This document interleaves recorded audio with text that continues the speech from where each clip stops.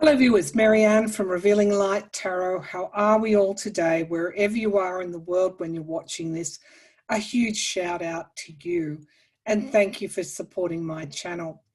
I wanted to jump on today and have a look at the solar eclipse and new moon in Sagittarius. As a Sagittarian myself, this reading is quite pertinent. I want to see what today, it's the 14th of December in Australia. Of course, in other parts of the world, you're coming into the solar eclipse. I wanted to see what it has in store for us. And I wanted to firstly take a look at the charts or the chart, and then we're going to throw some tarot. So, I mean, straight away when I look at that chart, I will try and share my screen.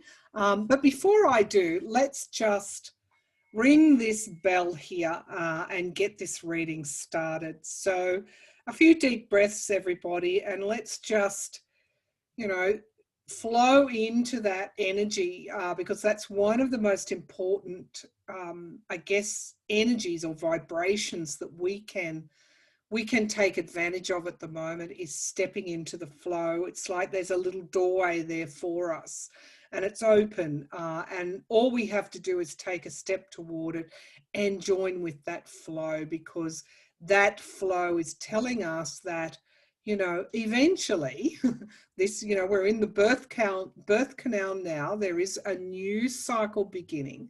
We are ending an old cycle at the moment. Eventually newness, and leaving behind those old patterns that will be on offer for us if we choose to take it. So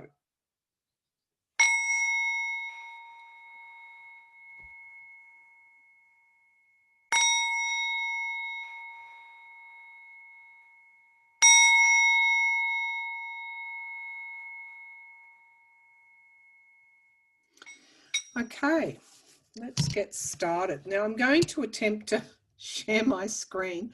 I'm recording this on Zoom, so I'm not sure how it's all going to go, but bear with me and I'll see if I can share that chart with you and then we'll have a chat about it. Okay, it doesn't matter if you don't know anything about astrology, that doesn't matter at all. I'm just using a very simple free software, astrology software called AstroDensed, and I'm just putting up a simple chart. There aren't any asteroids included in this because I just want you to really come along this astrology journey with me. We can glean some information from this chart, but we can also use our intuition as well. So you can see up in the 10th house, we have the sun and the moon exactly conjunct at 23 degrees. That is the solar eclipse. And it is occurring in that 10th house of public, of the masculine.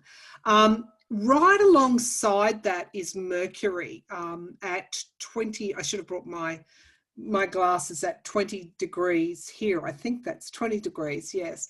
So it's nearly conjunct with the moon and the sun, all in the sign of Sagittarius, which is all about, it's all about universal knowledge. It's all about universal law.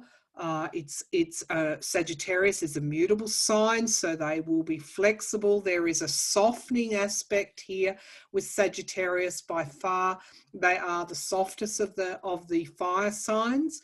As a mutable sign, of course, they're adaptable, as I said, and flexible. So, even though we've got what I would call some potentially worrying things in that chart, we have a lot there that's going to work for us. And again, I go back to that analogy of being in the birth canal.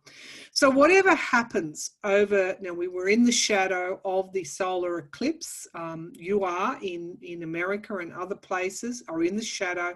And of course, here in Australia, it is the day of the solar eclipse. In fact, it's right. I think it has been right upon us. We're going to hear Mercury. It's, to me, what this chart says is that there is so much emphasis on communication and on sharing as well. So I think, you know, we've been through, you know, because of world events being what they have been, and I include the pandemic in this, there's been a tendency to kind of suppress ourselves or suppress our voice in some way. And I feel that, you know, we need to bring that voice up now. It's like communication will be quite clear on any events, or we will know what is at the basis of any events that are going to occur right now. So 10th house, 23 degrees conjunction, Mercury right there sitting alongside.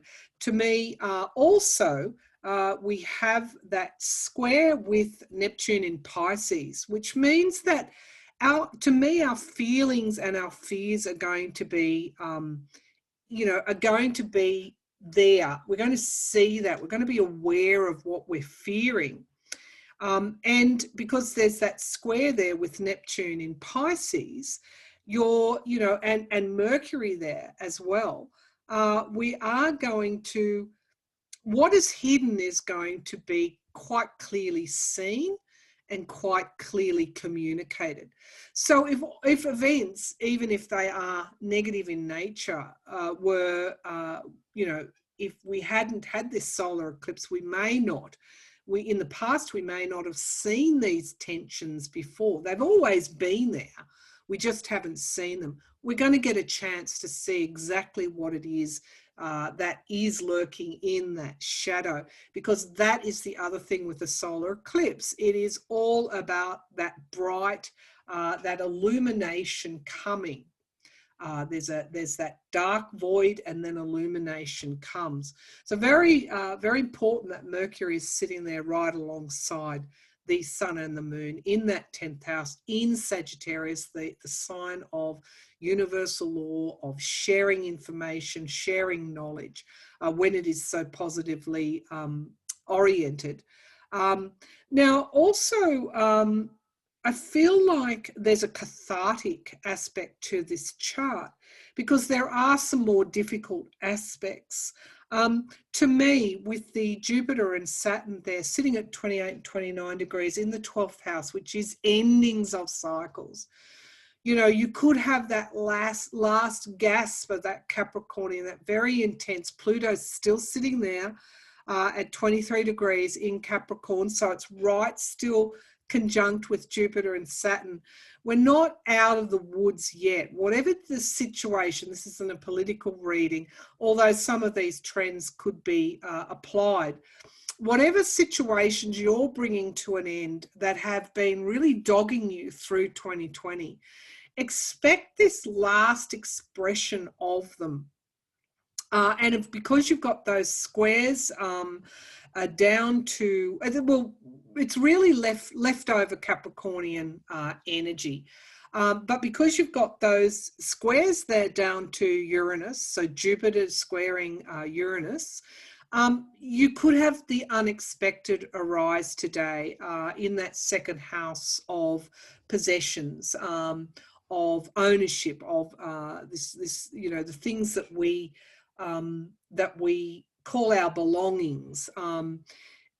But, you know, so there could be some kind of expansion there around trying to protect territory, protect turf, protect interests, protect self-interest, protect financial interests.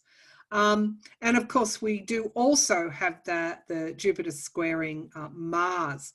So these are the more difficult aspects of this chart, that you could have some kind of behavior that steps out from the norm. And the motivation there is to protect what's mine. So I'm just warning that's what that Capricornian conjunction this year has all been about, for us to take a fresh look at what are our values around money, around, again, Capricorn is an earth sign, around the things that make us secure. So I feel the solar eclipse will bring this to a zenith, if you like. So watch for the unexpected, but the unexpected will be very much illuminated. Up there in the 9th house, and this to me is kind of like a saving grace, we have a Venus at, let me see, Venus at 20, let me just go to my chart, Venus at 28 degrees in Scorpio, still in the last degrees of that sign. Scorpio is all about transformation, endings and beginnings. So Venus is urging us, and particularly well aspected with Jupiter there. So the blue lines, the blue lines on this chart, they're the good aspects. They're the harmonious aspects. There are the aspects where we have opportunity to grow.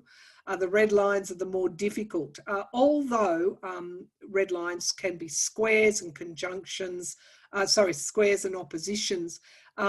They do give us, again, that ability to grow. It's just that it's a little bit more difficult for us. So getting back to Venus there in that 9th house squaring Jupiter there, it's almost as like we know what we need to bring to an end. It's not black and white, I feel. I feel that the endings that we need to bring to, or the endings we need to enact, have a lot to do with the individual self. Neptune there in Pisces, Chiron still there. Looks like in Aries, Chiron, of course, is all about healing. The opportunity here in this chart is to really take a deep dive into what it is, what are those old patterns that you keep repeating that are really holding back yourself. You may not be able to see them clearly, but there is an opportunity here on the 14th of December for these to become quite revealed. And I think this begins this period then, you know, as we get further down the birth canal, in the lead up to 21st of December, when Jupiter and Saturn will move into Aquarius. We'll finish with Capricorn. And the energy, of course, is that energy of a new beginning. So I see some challenging aspects here for the solar eclipse, but I also see that it's like on course. If we were navigating across a very turbulent ocean with storms along the way, and a land was in sight, this would be the last piece of the puzzle that actually allows us to land on a new and distant shore. So patience is key here. Now let's move to some tarot. As I move back to the main screen, I think I navigated that quite well, actually. That's the first time I've used Zoom in that way. All right, let's start with the Revealing Light Oracle and just have a look at what we need to learn, from. Somebody's touching quite strongly my hair, which is lovely. Okay, thank you. They're giving me a bit of a pat on the back. That's the first time I've done that astrology aspect to the reading, and they're just saying, well done. So thank you, Spirit. All right. So, and that of course is also part of the changes that we're undergoing. It's around finding your confidence in that sacral chakra, it becoming stronger so that you can step out and use your voice and use your creativity and bring your knowledge to the table and do your spiritual work. All of that is on offer to us. All right, so I do have my candle lit as well, of course, being a fire sign, being this a solar eclipse in Sagittarius. All right, what do we need to, what are the messages of this solar eclipse, please? What are the messages of this solar eclipse? There is light coming. I want you to know that. I'm seeing a triangle and people moving through that triangle. I feel this did come up in a reading I did with Vicky Skirbo last week. I feel we're being helped, if not by higher dimensions, then by the universe, galactic type of energies. And I'm seeing this light energy coming through to us. Okay, so there's light coming through. The energies, the vibration is changing. Okay. So it's also energy rising. I'm seeing almost like a fountain of energy moving upwards. So we've got energies coming in, and we've also got energies that are leaving and transforming as well, being transformed. And that's where we have that Venus in Scorpio up there in the 9th house. We're moving through to a higher minded connection with the divine. And here we have Venus. It always makes me smile the way that Spirit does that. And maybe that touching of the head is a forerunner of what occurs with cards. Divine connection, and we've got Venus at 40. Of course, this is deep foundational work. So when we connect with Spirit, life offers an abundance we may not have noticed before. So this is what is on offer to us next year. This spiritual connection brings strength to our lives. Just understanding that there is more than what we see around us, more than concrete and paved roads and cars that go to work between 9 and 5. There's far more there that is so rich. Hold your ground. Okay, so this is the aspect at the moment that, we're in that birth canal, and the solar eclipse may bring forward some difficult energies. Hold your ground. Sometimes you've just got to own it. This talks about bravery. It talks about courage. This is Leo energy. And actually, look, we've got the triangle here, the fire sign, that fire energy, the solar eclipse. Manifestation, yeah, we move into, and here's the Mars working for us, number 31, creativity. This is rebirthing almost of not just collective energies, but individual energies as well. So you create your own abundance when you live through divine connection. This is the richness that I was talking about. So again, that's sacral chakra, beautiful sacral chakra energies. And at the base of the pack, we have motivation, the hardest part of the climb before the summit. And of course, this is this Saturn energy. I do feel Saturn is tempering that Uranus energy as well in that chart and urging us to keep going. People coming together, even though it looks like people are being split apart, there is a lot at the ground level where people are coming together to really hold people to account for what they might be doing.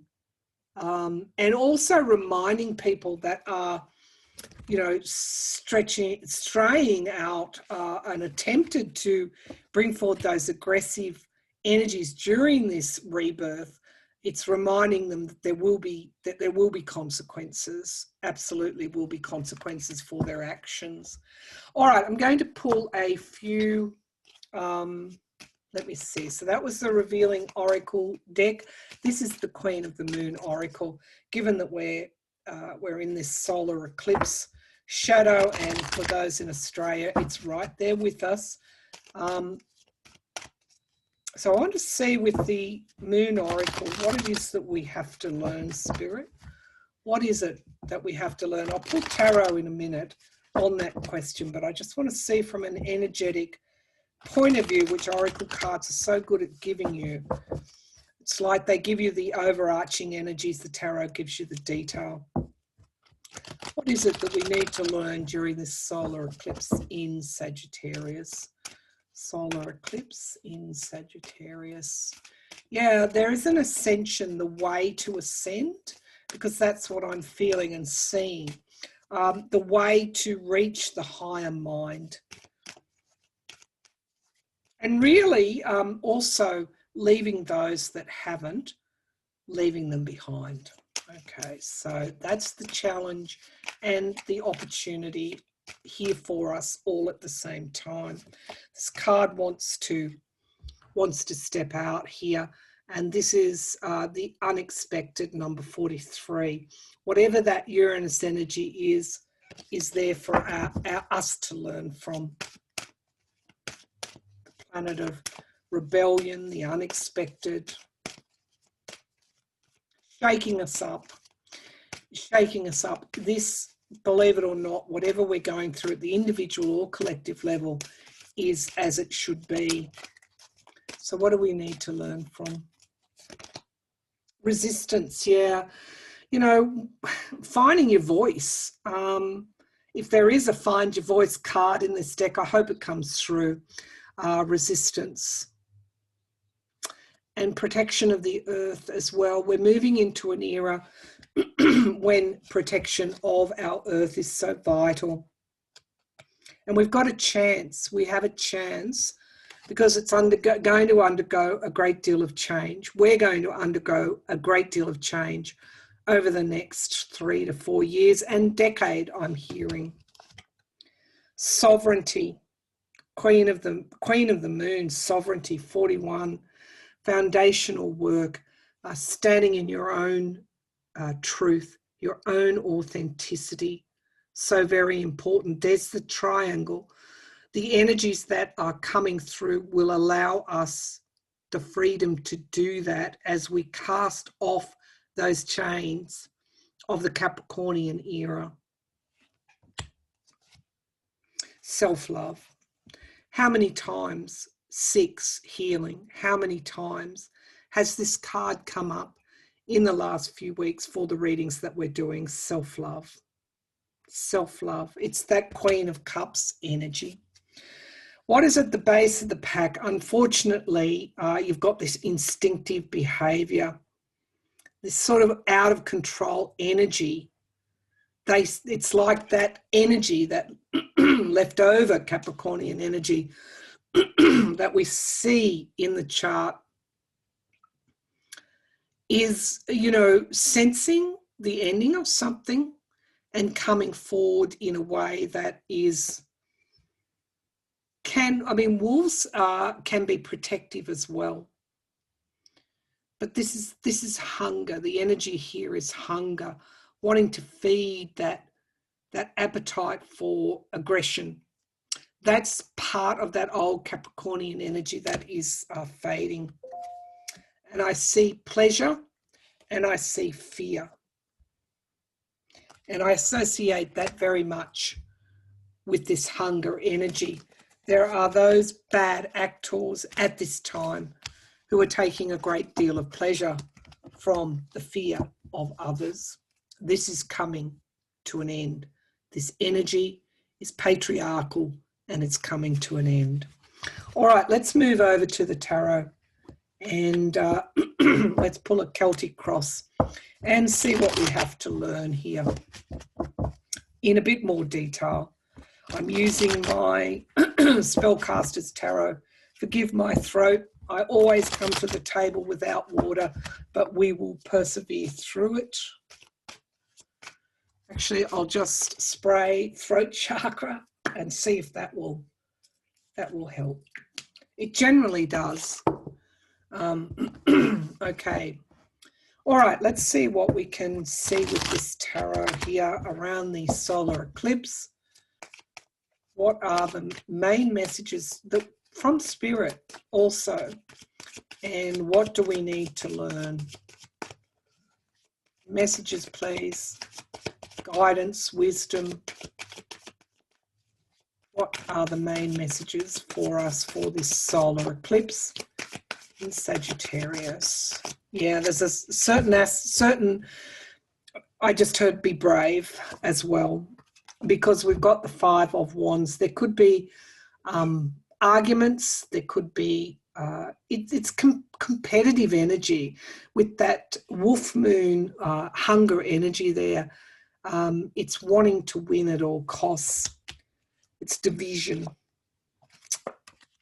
And, you know, I'm reminded that we should be walking softly on our journeys, and that real softness is the strength. Because strength is in the challenge position to the weakness of the competitive, divisive energy of this Five of Wands. And we have to see it for what it is. Let's see what the foundation of the reading is. Judgment. I'll bring the laptop down. Beautiful cards. The foundation is the Judgment card. Something coming to an end. So the 14th of December will bring old troublesome patterns, old challenges.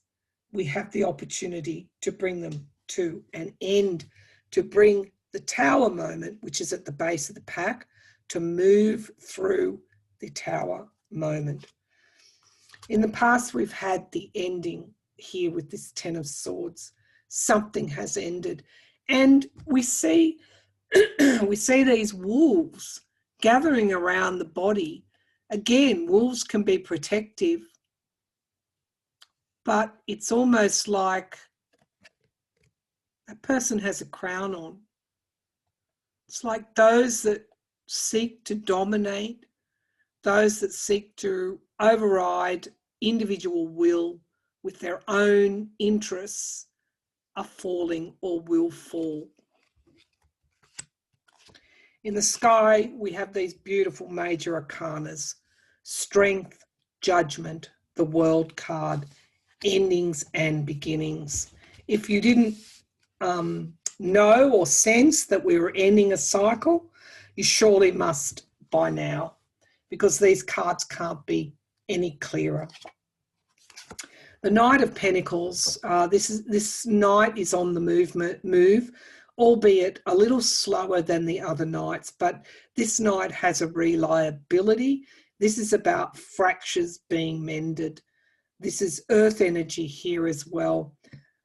So we start to see these divisions come together and people start to pull together. And I do get a feeling this is a global energy right at this time. Yeah. There is healing here on offer, the Star card, and it is about balancing. It's a balancing act, and again, balancing, being grounded with this water energy, a balancing of the emotions. Yeah, the Wheel of Fortune. I keep seeing this. I've seen this card every time I open up in the last month or two. Things are shifting. This is a karmic cycle, the ending of a cycle and the bringing in of new healing. So even though it may not feel like it's a healing, and particularly today where we've got that kind of last gasp of things and the Uranus energy there, we are actually moving on our journey in the right direction. In the hopes and fears, the Seven of Cups, there's still a lot of fear about. And it's almost like that square there is blocking off that triangle. And it's like we've got to open that square up to allow these new energies to come through. And we've got Pluto here, and we've got Saturn, we've got the Sun and the Moon, and we've got Venus. Very important energies at the moment. Illumination is what I get from this card. Even though it is that Neptunian influence, I get illumination from it. It's around what we choose to believe. It's very important at the moment. The Two of Wands, yeah, okay, so this is a plan going forward. This is a crossroads. This is a new way of being and doing. And that this is going to bear fruit, whatever we decide, however we decide on those big issues that we're facing individually, will lead us down a new pathway in the future. the Ten of Pentacles. So we've got this family card, legacies. It's like what we fear might occur. There's been so much fear right across the world this year in 2020. We've got a little bit more of a way to go before we start the new year. Page of Cups, things that might surprise us, that Uranus energy. But the Page of Cups is also about an offer here, an offer for how we're going to go forward, that the choice is ours. Restriction, more of the same, or coming together. Coming together. These cards could not be more different in their energies. The Eight of Swords, restriction. It's self-restriction. And here we have a coming together. So let's have a look at what the base of the pack is. We have the Tower. Of course, we have the Tower. We have moving through our own insecurities, our own those second house placements in the chart I showed you, around our possessions, around our belongings, the what ifs. It's about moving through that, you know, really cracking that code about how we move into the flow and we don't get caught up in those same insecurities, those same negative patterns. We have the movement of energy coming through. It's fire energy coming through extremely strongly. We have that bird there. I'm noticing that bird heralding in news, good news. And we have our Aquarian energy here with the King of Swords. It's like we get our stripes, if I can put it that way. We earn our, this is a rite of passage for us, and we earn our wisdom. And as we close down the year, Saturn and Pluto, Saturn and Jupiter moving into Aquarius, we earn this. And this is what's going to bring us through next year. Planning, strategy, knowledge, the truth. And that's how we close down this year. Okay, so I hope you enjoyed that reading. It's a little bit different. Sorry about that. I'm just moving the camera around a bit. It's a little bit different to what I normally do, but you know, I think that to get an overall picture of what's actually going on, it's good sometimes to look at the astrology as well as the tarot. So I hope you enjoyed that session, and thank you, Spirit, for all those prods, for all those messages, for all those synchronicities. They were very welcome today, and I'll be joining you again for another reading soon. Thank you.